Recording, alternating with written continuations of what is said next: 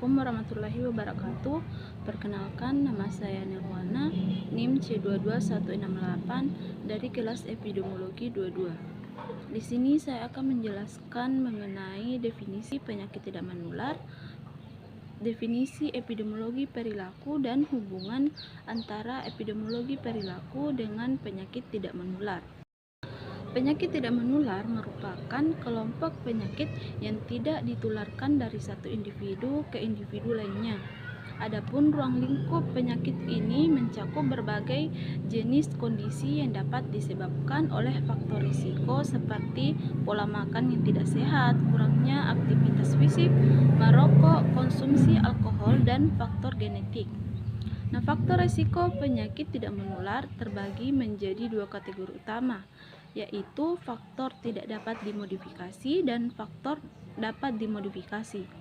Faktor tidak dapat dimodifikasi yaitu usia, jenis kelamin, faktor genetik, etnis, dan ras. Sedangkan faktor yang dapat dimodifikasi yaitu pola makan yang tidak sehat, kurangnya aktivitas fisik, merokok, konsumsi alkohol berlebihan, obesitas, dan kegemukan, stres, dan polusi lingkungan. Adapun pengertian dari epidemiologi perilaku merupakan cabang dari epidemiologi yang mempelajari hubungan antara perilaku atau kelompok dengan kejadian distribusi dan determinan penyakit. Fokus utamanya adalah pada faktor-faktor perilaku seperti pola makan, aktivitas fisik, merokok, konsumsi alkohol, dan kebiasaan lain yang mempengaruhi kesehatan. Nah, tujuan epidemiologi perilaku yaitu untuk mengidentifikasi perilaku beresiko, memahami penyebabnya, dan merancang intervensi untuk mencegah penyakit dan meningkatkan kesehatan. Adapun hubungan antara epidemiologi perilaku dengan penyakit tidak menular, yaitu epidemiologi perilaku mempelajari bagaimana perilaku individu seperti pola makan, aktivitas fisik, merokok, dan konsumsi alkohol mempengaruhi risiko penyakit tidak menular seperti jantung, diabetes, dan kanker. Banyak penyakit tidak menular yang berhubungan erat dengan faktor risiko perilaku ini. Dengan memahami pola perilaku dalam populasi, epidemiologi perilaku membantu untuk merancang strategi pencegahan dan intervensi untuk mengurangi prevalensi penyakit tidak menular.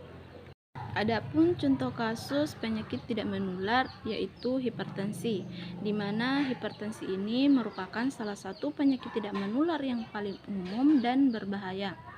Hipertensi terjadi ketika tekanan darah seseorang secara konsisten lebih tinggi dari normal, yaitu ketika tekanan sistolik lebih dari 130 mm merkuri atau tekanan diastolik lebih dari 80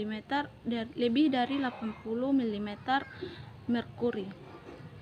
Jika tidak dapat dikendalikan, hipertensi dapat menyebabkan komplikasi serius seperti penyakit jantung, stroke, gagal ginjal, dan kerusakan pada pembuluh darah. Adapun faktor risiko penyakit hipertensi, yang pertama itu faktor genetik, kemudian pola makan yang tidak sehat, kurangnya aktivitas fisik, merokok, konsumsi alkohol, stres, dan obesitas.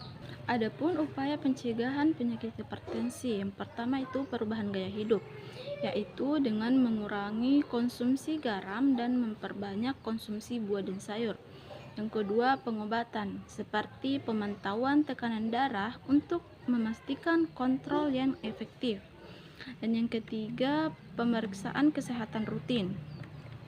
Dengan rutinnya memeriksa tekanan darah dapat membantu deteksi dini dan pengobatan hipertensi sehingga mencegah komplikasi serius.